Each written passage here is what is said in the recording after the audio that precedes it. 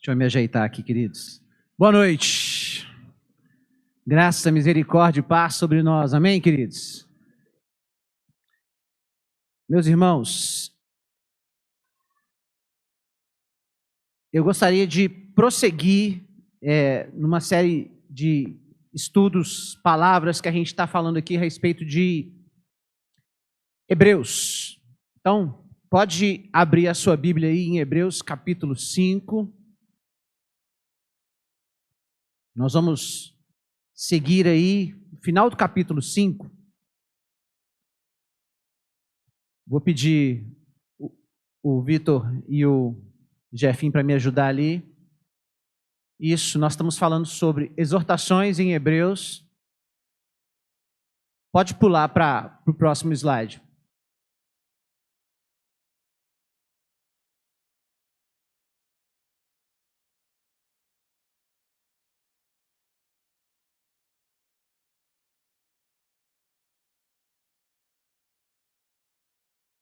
Sim? Não?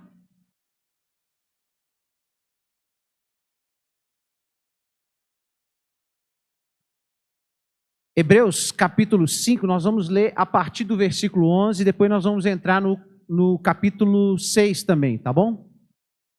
É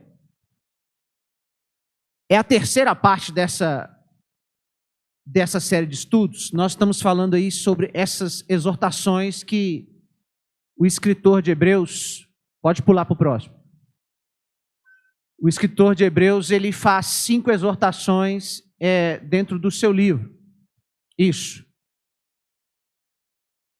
Então, nós já falamos sobre a primeira, que era negligência, que está nesse texto. A segunda, que é incredulidade, e está nesse texto. Hoje nós vamos falar sobre apostasia. Nós vamos falar um pouco sobre o que é isso e por que o escritor de Hebreus ele vem trazer essa advertência, essa exortação com relação a isso. Nós vamos usar esse texto aqui. Nós não vamos chegar até o versículo 20, mas nós vamos entrar um pouco aí no capítulo 6 também. Ok? Sua Bíblia está aí em Hebreus capítulo 5, versículo 11. Antes de ler a palavra, eu gostaria de orar mais uma vez. Feche os seus olhos, querido. Senhor Deus, eu quero exaltar o teu nome e te agradecer, Pai. O Senhor é maravilhoso. Tua presença é agradável, poderosa no nosso meio, Senhor. Ó Deus, continua falando no nosso coração.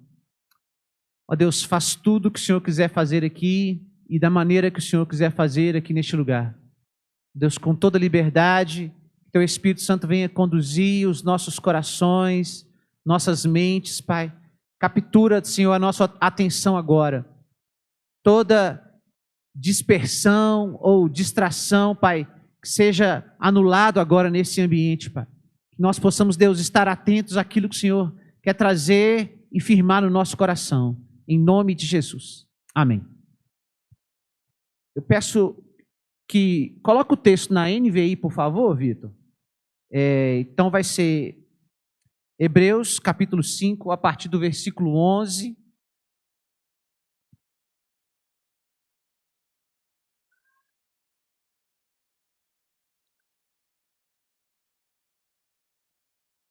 Vocês vão acompanhar comigo aqui.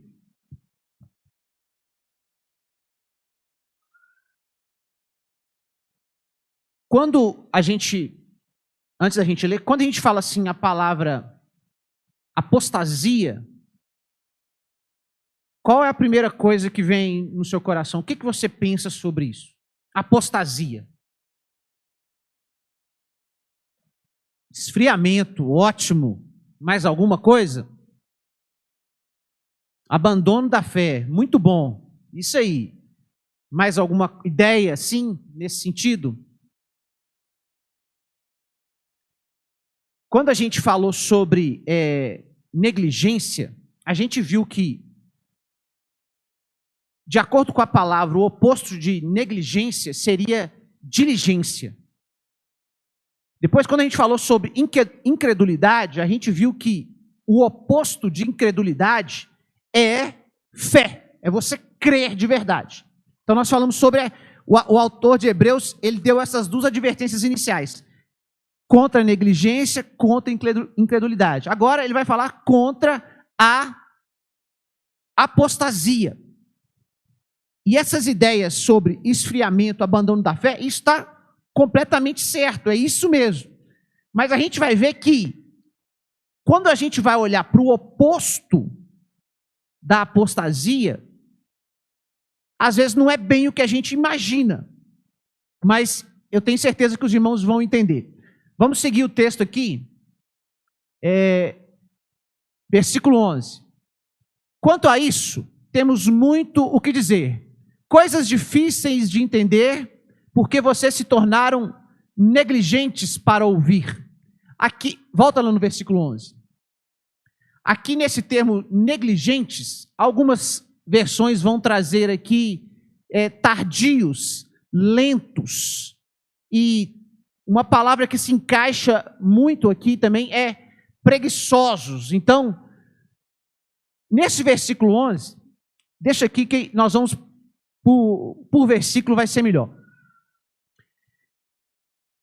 O autor de Hebreus, que nós já dizemos aqui que nós não sabemos quem é, quando a gente pega os estudiosos, os teólogos, cada um tem uma opinião, mas ninguém pode afirmar ao certo quem escreveu essa carta. Alguns vão dizer que é o apóstolo Paulo, outros vão dizer que é Apolo, outros vão dizer que é Lucas, e tem muitas opiniões. Então nós vamos ficar com a seguinte opinião: quem escreveu essa carta foi o Espírito Santo, amém? Aí nós vamos ficar tranquilos e certo. Então, ele usa aqui uma linguagem que era comum nos pensadores gregos. Ele fala assim, temos muito o que dizer, coisas difíceis de entender. Fica parecendo o seguinte: eu vou falar algo aqui que é difícil de captar. Não era isso que ele estava querendo trazer, essa ideia. Ele estava querendo trazer uma ideia assim: presta muito atenção no que eu vou passar a te dizer a partir de agora. Essa expressão, ela era usada pelos pensadores para atrair a atenção das pessoas. E quando ele fala essas coisas aqui que ele está dizendo, ele estava dizendo a respeito do assunto anterior, que era Jesus como o sumo sacerdote superior. E ele vai dizer que Jesus era esse sumo sacerdote segundo a ordem de Melquisedeque.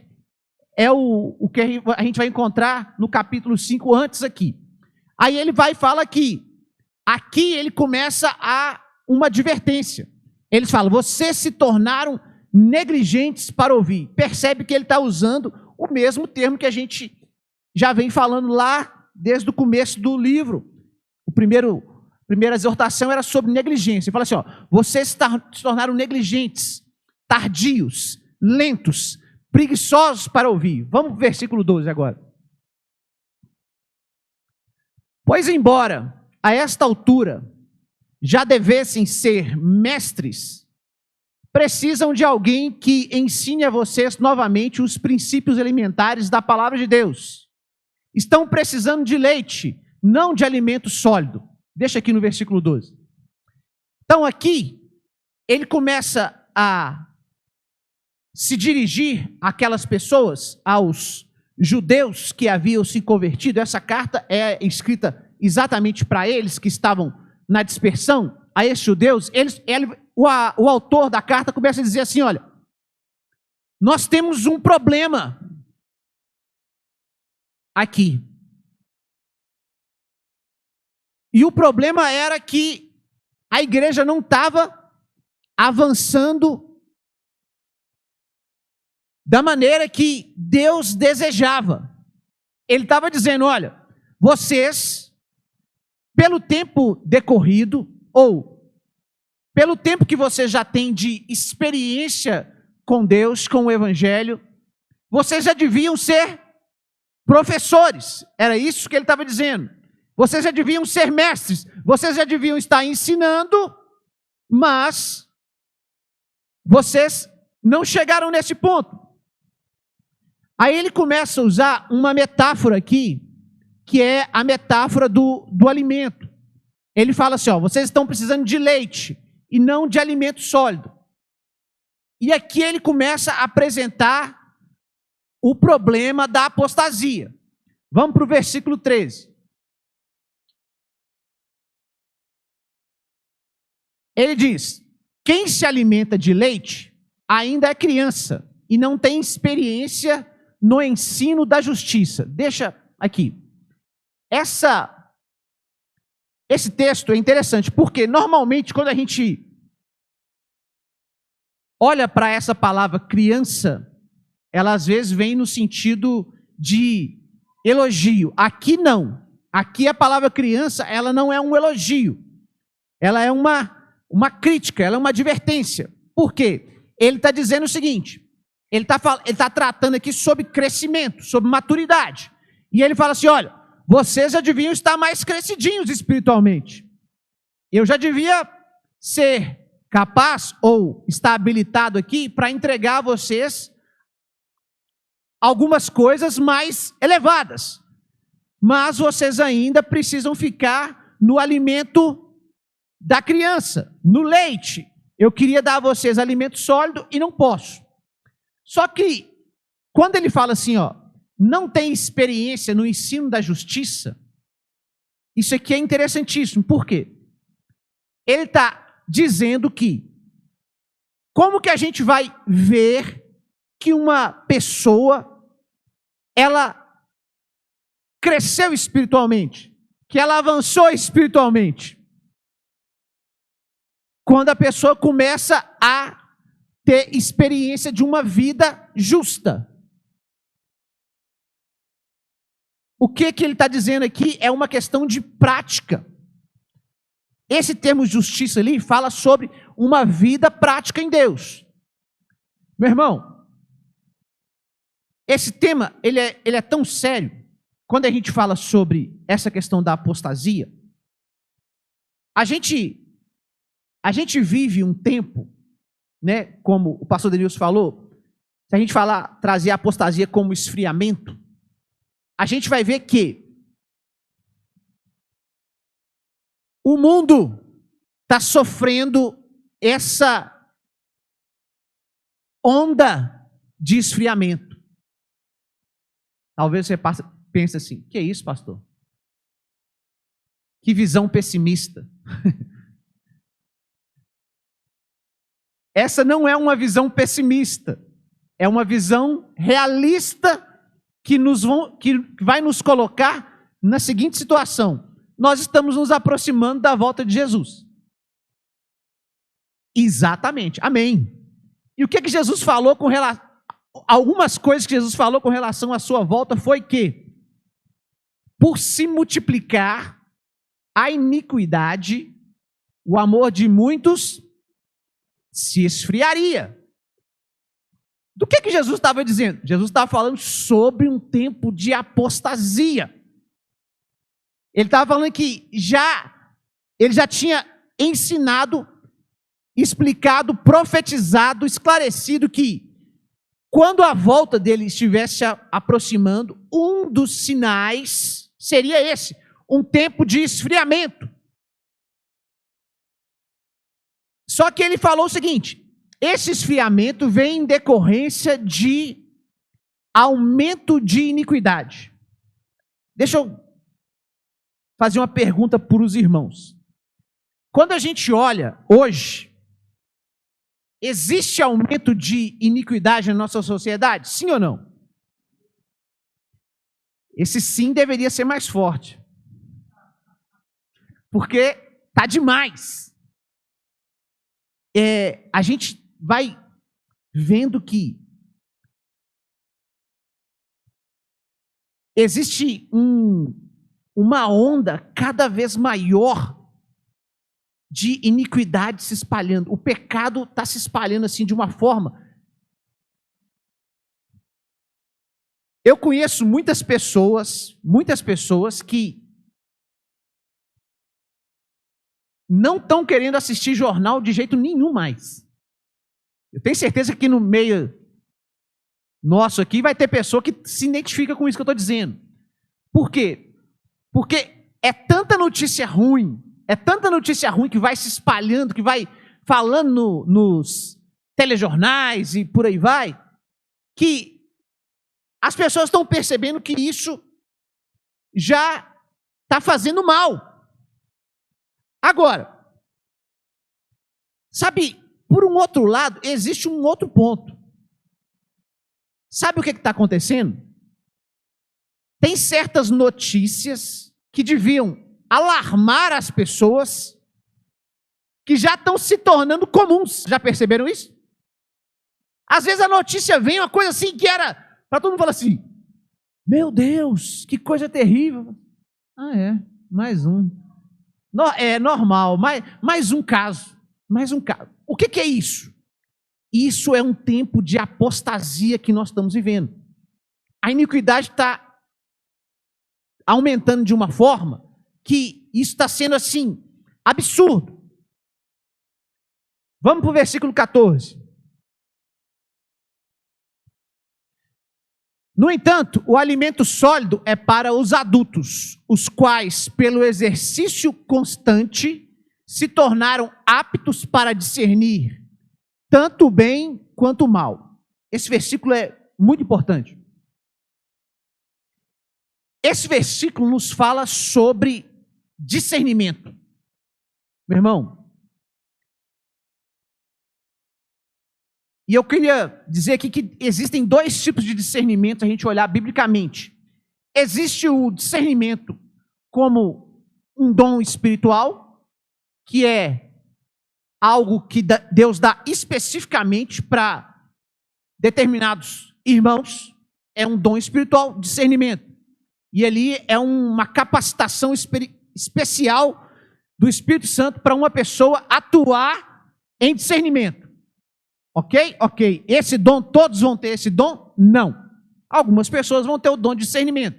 O apóstolo Paulo fala assim, ó: buscai com zelo os melhores dons. Ok.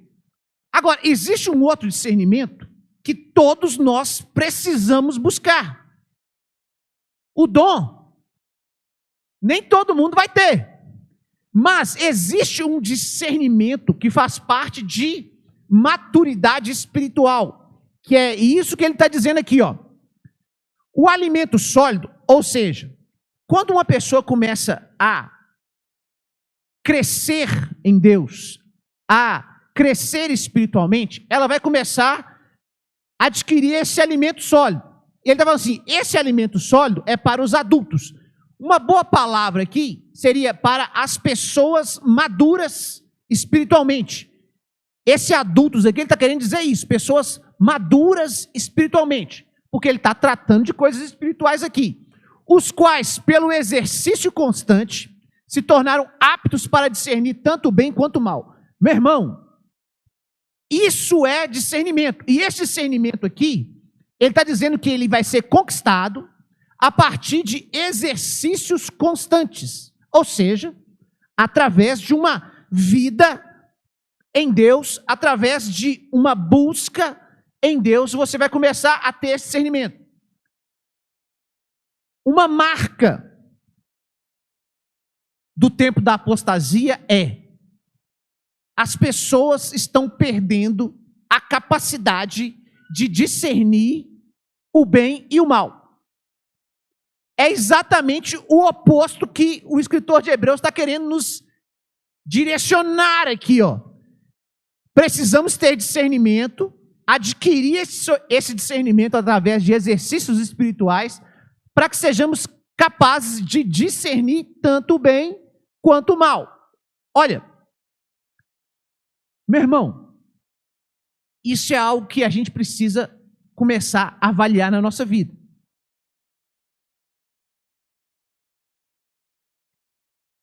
Deixa eu falar uma coisa assim.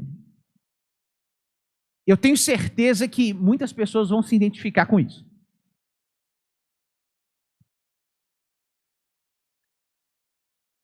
Quando o Espírito Santo de Deus vem, fala ao nosso coração, nos direciona em alguma coisa,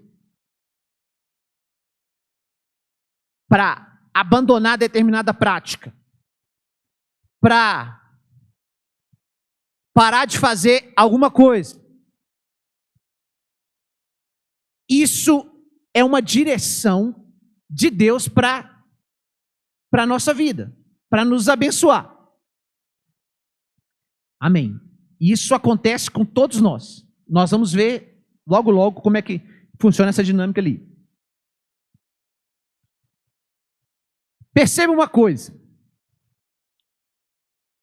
É muito comum na vida das pessoas, quando as pessoas entram em crise espiritual, elas voltarem a praticar aquilo que Deus já tinha direcionado elas para deixar de praticar.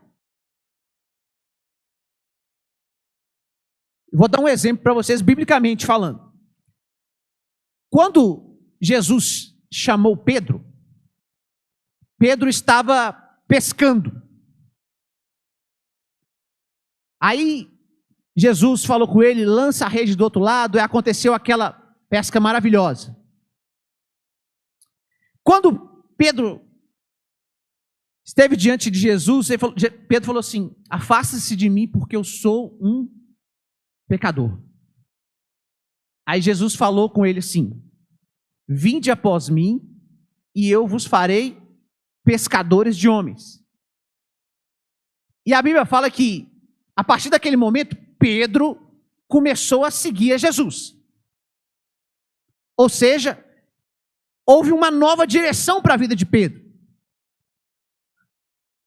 Quando, bem mais para frente, quando Jesus estava próximo da sua morte, Pedro falou com Jesus assim: eu vou com você para onde for, eu estou pronto para morrer contigo. Aí Jesus falou com Pedro assim: não é bem assim não, Pedro. Você acha que sabe de tudo, mas você não sabe. Antes que o galo cante, você vai me negar 3 vezes. E Jesus não falou aquilo como punição para Pedro. Jesus estava querendo ensinar Pedro. Só que quando Pedro, ele viu a palavra de Jesus se cumprindo, a palavra que era logos virou rema, e aconteceu aquilo que Jesus tinha falado, e ele negou veementemente conhecer Jesus, Pedro entrou numa crise violenta. E quando Jesus vai encontrar com Pedro novamente, Pedro estava fazendo o quê? Estava pescando. Ou seja, ele voltou a fazer aquilo que era do passado. Isso acontece constantemente, essa dinâmica, e as pessoas às vezes quando entram em crises, quando as coisas saem do controle, normalmente as pessoas voltam a praticar coisas do passado. Eu não estou dizendo aqui que isso é o fim do mundo. Eu estou querendo dizer o seguinte: Deus está nos chamando para uma novidade de vida. Segundo Coríntios 5,17, eis se alguém está em Cristo, nova criatura é, as coisas velhas se passaram, eis que tudo se fez novo. Então, eu abri esse parênteses aqui porque na nossa experiência a gente vai encontrando com pessoas e a gente vai vendo pessoas que às vezes estão vivendo crises espirituais, emocionais, e estão indo para as práticas antigas. Deixa eu te falar uma coisa. Isso é uma tentativa da apostasia te pegar. Nós vamos ser libertos disso em nome de Jesus. Amém, queridos? Vamos para o próximo versículo. Agora ele está entrando no capítulo 6. E esse versículo aqui, talvez seja o mais importante de todo esse pedaço aqui. Ele diz assim: portanto, então ele está ligando o assunto anterior com o próximo agora. Deixemos os ensinos elementares a respeito de Cristo e avancemos para a maturidade. Aqui, vamos até parar nessa vírgula aqui. Meu irmão, aqui existe uma dinâmica que vai ter que funcionar na nossa vida cristã. Quem quer crescer espiritualmente tem que entender essa dinâmica. A dinâmica é deixar e avançar. Repita comigo, fala assim, deixar e avançar. De novo, deixar e avançar. É assim que tem que ser. Para a gente ir para a maturidade, tem que deixar e avançar. Meu irmão, isso aqui é uma chave para crescer espiritualmente. Olha, fica parecendo que ele está falando assim para deixar as coisas de Cristo. Não, ele não está dizendo isso. Ele está dizendo o seguinte: a partir do momento que uma pessoa nasceu de novo, começou a viver as coisas de Deus, é preciso ter uma vida de avanço espiritual. É preciso ter avanço espiritual. É mais ou menos a imagem de um barquinho contra a correnteza. A vida espiritual, ou o crescimento da vida espiritual, é a gente num barquinho a remo contra a correnteza. A gente precisa remar. Remar. Se a gente parar de remar, a gente vai recuar. E aqui tem um problema. As pessoas às vezes acham o seguinte: se eu der uma parada aqui, no meu crescimento espiritual, está tudo bem. Não, não está bem. O nosso chamado não foi esse. O nosso chamado não foi apenas para viver a experiência inicial com Cristo. O nosso chamado é para crescer no conhecimento de Jesus. O propósito eterno de Deus para nós é sermos uma família de muitos filhos semelhantes a Jesus para a glória de Deus Pai. Essa questão de ser semelhante a Jesus é uma questão contínua. Se eu parar de remar o meu barquinho, eu não vou ficar parado, eu vou retroceder, meu irmão. E aqui existe um perigo. Existe uma frase que diz assim: o bom é inimigo do melhor. Repita comigo, fala assim: o bom é inimigo do melhor. E isso é uma verdade. Conhecer a Cristo, ter uma experiência, nascer de novo, isso é muito bom. Mas Deus tem algo melhor. Deus quer nos levar à maturidade. Aqui essa palavra aqui, ó. Avancemos para a maturidade.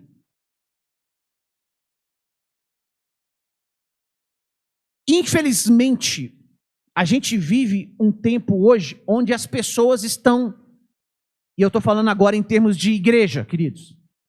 As pessoas estão abraçadas no bom e estão dizendo: nós vamos ficar aqui mesmo. Eu já nasci de novo. Eu já conhecia Jesus. Eu já abandonei práticas do passado. E aqui tá bom. Meu irmão, deixa eu falar uma coisa. Isso é bom e nós não vamos discutir. Isso é bom demais. Mas existe algo melhor. Deus não vai tirar você de algo bom para levar para algo mais ou menos ou pior de jeito nenhum. Deus nos tira do bom para nos levar para o melhor. E amanhã, quando eu estiver no melhor, ele já vai se tornar um bom e eu vou precisar avançar para outro melhor ainda. Essa é a vida espiritual, querido. Infelizmente, o que a gente percebe é que as pessoas estão chegando num local de conforto, numa zona de conforto, e estão falando assim: aqui tá bom demais. Isso aqui já para mim já basta. Aqui eu já vou esperar Jesus voltar e ele vai chamar meu nome. E eu vou viver com ele para sempre. Deixa eu falar uma coisa. Existe, como eu falei, um perigo enorme nesse pensamento.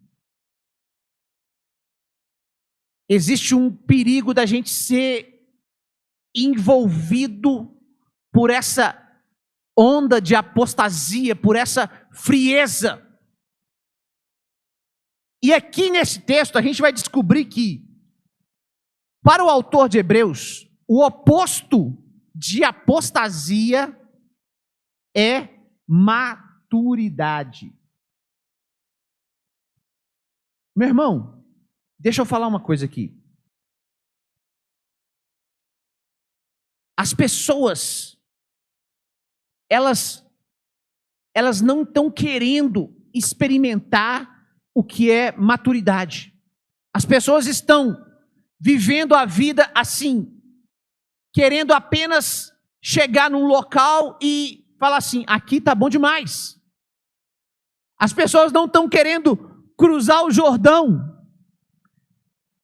Deixa eu falar algo a respeito disso aqui. Abra a sua Bíblia comigo em Mateus capítulo 11.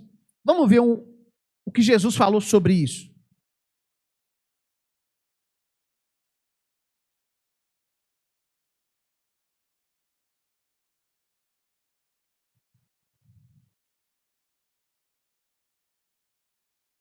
Mateus capítulo 11 vai falar sobre Jesus e João Batista.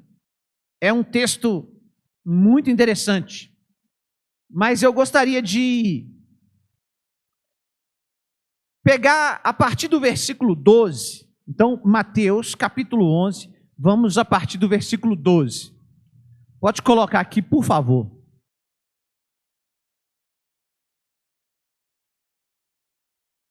Olha o que Jesus está dizendo. Palavra de Jesus, querido. Jesus disse assim, ó. Desde os dias de João Batista até agora, o reino dos céus foi submetido à violência e pessoas violentas o invadem.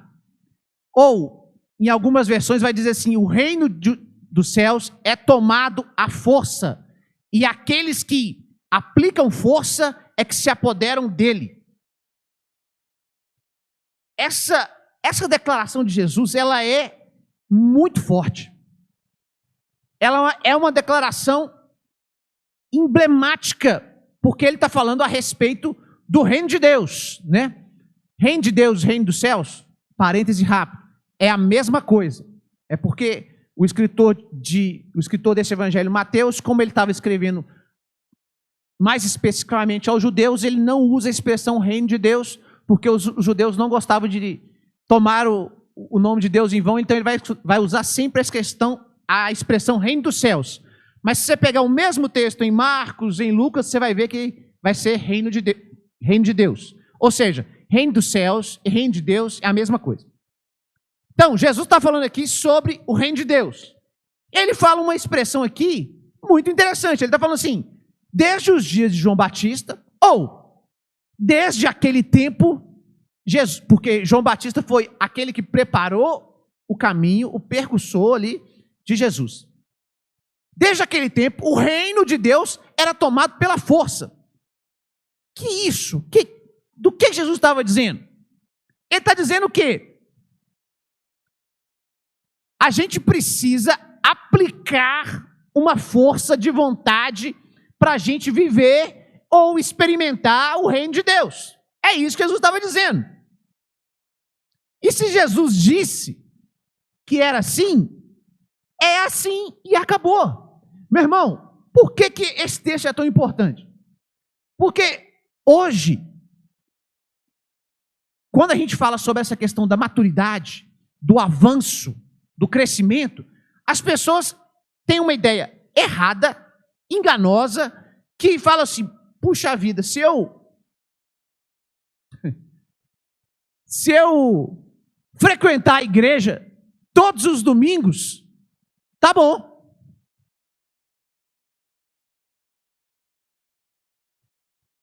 Meu irmão, essa é uma visão religiosa que está levando muitas pessoas para o fracasso espiritual. Deus, por mais que a gente entende e sabe que a gente está aqui todo domingo importantíssimo, essencial, maravilhoso, necessário. O que Deus quer de nós é muito mais do que isso. Muito mais do que isso. Se eu vim cá todo domingo, bater meu ponto aqui na igreja, registrar minha presença, e minha vida lá fora não tiver um avanço espiritual na prática da justiça, sabe o que eu estou dizendo? Eu estou dizendo que eu sou apenas um religioso, que a minha vida não está tendo esse avanço da maturidade. Vamos prosseguir aqui o texto. Nós vamos chegar nessa questão da maturidade. Versículo 13. Pois todos os profetas e a lei profetizaram até João. Pode prosseguir. E se vocês quiserem aceitar, este é o Elias que havia de vir. Ou seja, Jesus estava afirmando aqui que João Batista cumpriu o papel de Elias como aquele que ia preparar o caminho. Pode seguir. Aquele que tem ouvidos, ouça. Ou seja, Jesus estava querendo aqui trazer uma ênfase naquilo que ele estava dizendo, tanto antes quanto que ele vai dizer depois. Continua. Agora vem a expressão importante, que vai falar sobre maturidade para nós. Jesus diz assim, faz uma pergunta. A que posso comparar essa geração?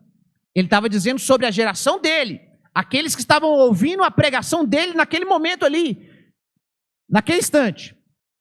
São como crianças que ficam sentados nas praças e gritam umas às outras. Pode seguir.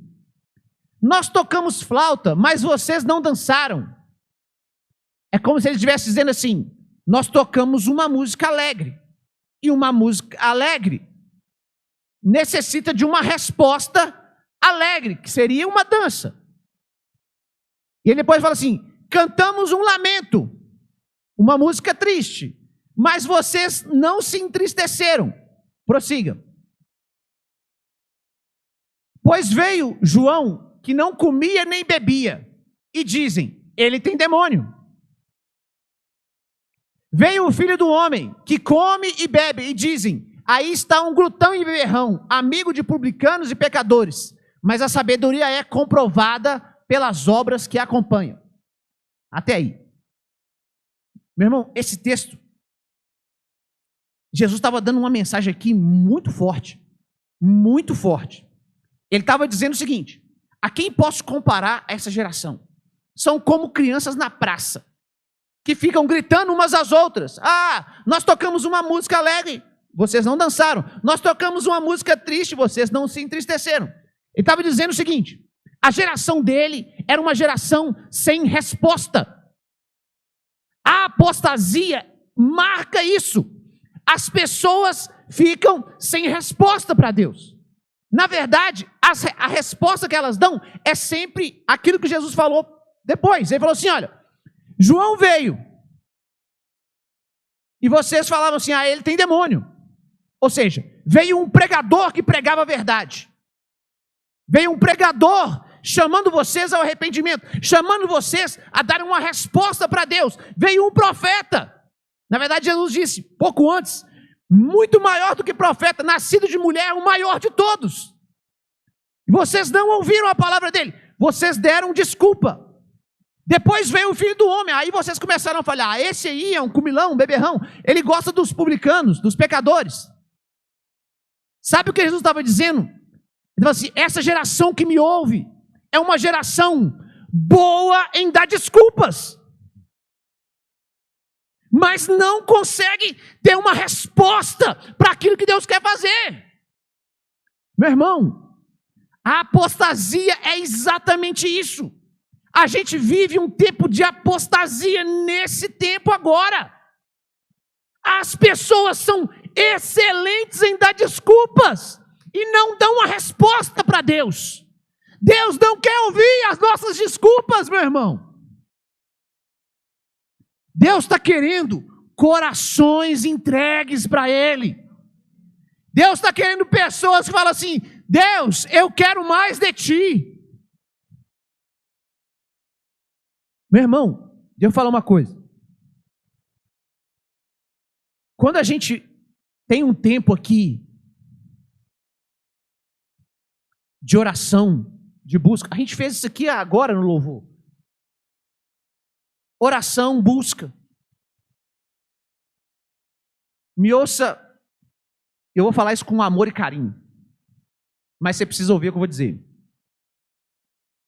Se esse tempo de oração e busca a Deus, se isso te incomoda, você precisa rever a sua vida. Se a gente perceber, presta atenção, isso vale para todo mundo, inclusive para mim. Se a gente começa a perceber que as coisas de Deus estão sendo incômodas para nós, momentos de oração, de busca, se gastou ali um pouquinho mais de tempo, se a pessoa já fica inquieta, sem saber o que fazer, sem lugar, meu irmão, estufa o olho. Isso é perigosíssimo, sabe? Isso vai revelando que a nossa vida está vivendo um esfriamento. Deixa eu te falar uma coisa. Jesus falou claramente, tem que ter esforço, tem que ter violência na nossa busca. Se a gente não aplicar isso, a gente não vai viver o reino de Deus, não vai. A gente não vai cumprir o propósito do Senhor, a gente não vai ser semelhante a Jesus, não vai. Esse texto aqui, de Mateus 11, Jesus estava confrontando a geração deles. Aquelas pessoas que ouviam, Jesus estava dizendo assim para eles: vocês se incomodam com a verdade. Meu irmão, a gente está vivendo um tempo hoje, eu cheguei a dizer isso na célula, a gente vive um tempo hoje de muita informação. Muita informação. A internet, as redes sociais e a facilidade de se ter um smartphone colocou informação assim com muita facilidade na mão das pessoas.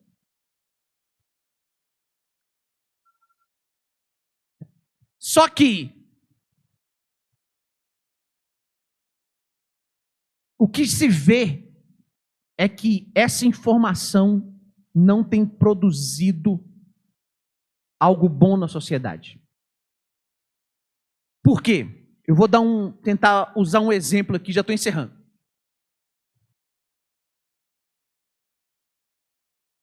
Isso está totalmente ligado à maturidade. Eu vou explicar por quê. Essa informação é como, vamos usar uma expressão aqui, como se fosse uma chuva. Se eu pegar uma criança de 3 anos ou 2 anos e um adulto e colocar essas duas pessoas, a criança e o adulto, na chuva, na verdade, eu vou colocar eles num lugar e de repente começa a chover. A chuva é a informação. Uma pessoa madura, ela sabe o que fazer quando ela recebe a informação. Ela sabe discernir, como o autor de Hebreus fala, entre o bem e o mal. Já uma pessoa imatura, uma criança, ela vai sentir aquela informação, ou seja, a chuva vai tocar, ela vai sentir, assim como o adulto, mas ela não sabe o que fazer com aquela informação. Então, pense nesse quadro aqui. Tem 2 pessoas, uma criança e um adulto. Aí começa a chover. O adulto, ele vai pensar assim: ó, interessante. Avisou que ia chover e choveu. Nós estamos vivendo um tempo de chuva. Ou seja, ele consegue agregar aquela informação com outras coisas, ele consegue linkar e falar assim, olha, ainda bem que eu trouxe o meu guarda-chuva. Aí ele vai e abre o guarda-chuva. Parece uma coisa assim tão óbvia, tão banal, mas é exatamente isso que revela a nossa sociedade. E ele vai e se protege daquela chuva. A criança, agora pense uma criança de 3 anos que está ali na chuva. O que ela vai fazer? Ela vai ficar na chuva. E vai ficar ali, e às vezes vai até se divertir na chuva. Ela não entende que aquilo ali pode deixar ela gripada, que vai molhar a roupa dela, que vai criar um problema. A chuva de informação que está caindo nesse tempo sobre nós funciona exatamente assim. Existem pessoas hoje que não sabem o que fazer com a chuva de informação que está caindo. E o que isso revela? Isso revela imaturidade, que é, segundo o escritor de Hebreus, o oposto, aliás, revela falta de maturidade, que é o oposto de apostasia. Meu irmão, a gente tem que tomar um enorme cuidado nesse tempo para a gente olhar para onde a nossa vida está indo. Quando o escritor de Hebreus fala sobre a gente avançar em relação à maturidade, esse chamado, ele não é para um número específico de irmãos. Esse é um outro engano. Tem pessoas que pensam dessa maneira, pensam assim, mas Deus não me chamou para o ministério, Deus não me chamou para fazer evangelismo, Deus não me chamou para pregar, Deus não me chamou para interceder. Escuta o que eu vou te dizer.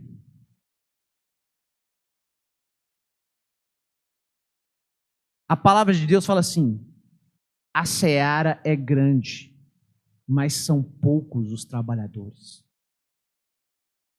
Deus, Ele conta com cada um de nós. Cada um de nós.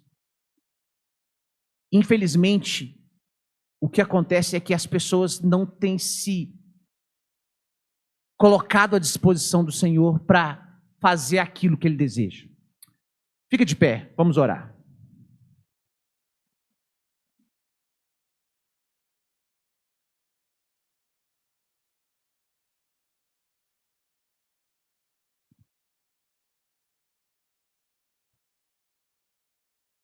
Eu gostaria que você pensasse agora sobre a sua vida e a direção que você está indo. Eu podia perguntar assim,